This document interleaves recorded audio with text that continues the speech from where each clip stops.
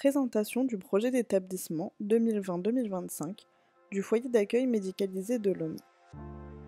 Pourquoi faire un projet d'établissement? À quoi sert-il? À annoncer les objectifs pour les 5 années à venir. À définir les enjeux et les actions à mener. À promouvoir la dynamique et l'amélioration de la qualité. Et à rendre le fonctionnement du foyer accessible à tous.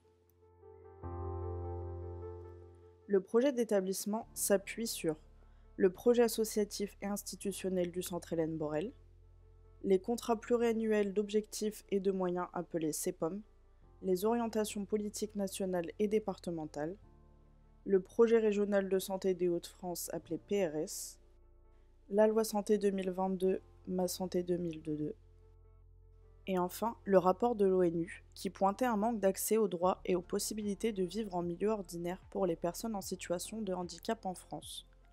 Les orientations politiques se sont redirigées vers une dimension beaucoup plus inclusive, avec pour objectif de permettre le maintien au domicile des personnes et d'ouvrir davantage les institutions à l'extérieur et à des modes d'accueil plus flexibles. Le projet d'établissement du foyer s'inscrit donc dans ces orientations et a été élaboré avec la participation des équipes résidents et entourage et validé par nos financeurs que sont le conseil départemental et l'ARS. Le projet d'établissement se construit autour de la promotion de la bientraitance, la promotion des droits, la qualité de l'accompagnement, la promotion de l'autonomie et le pouvoir d'agir, la gestion de la qualité et des risques, la qualité de vie et la liberté individuelle.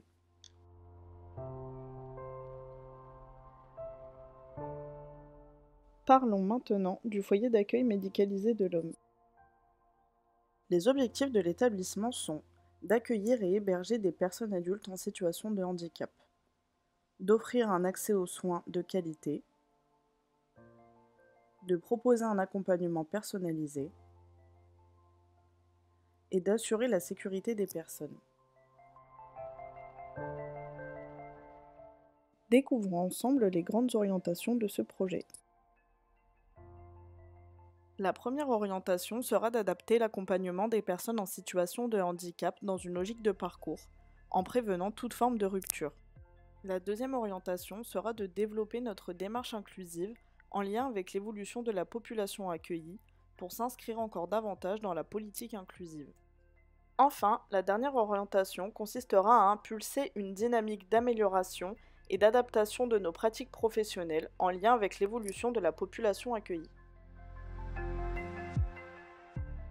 Passons maintenant aux axes de travail qui accompagneront ces grandes orientations.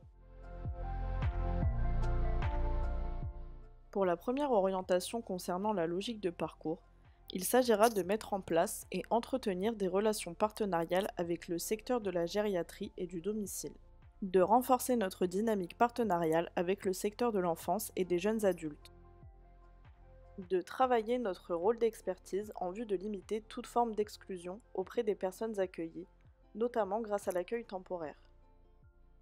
Pour l'orientation numéro 2 concernant la démarche inclusive, il s'agira de renforcer la dynamique d'ouverture à et sur l'environnement, tout en préservant la qualité de l'accompagnement et la sécurité des personnes accueillies.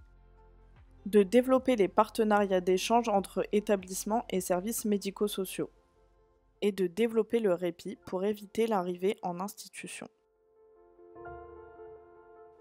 Pour la troisième orientation concernant l'adaptation de nos pratiques professionnelles, l'objectif sera de préparer les professionnels à l'évolution du nouveau projet d'établissement, de construire la conduite du changement avec les professionnels et de faire évoluer les compétences.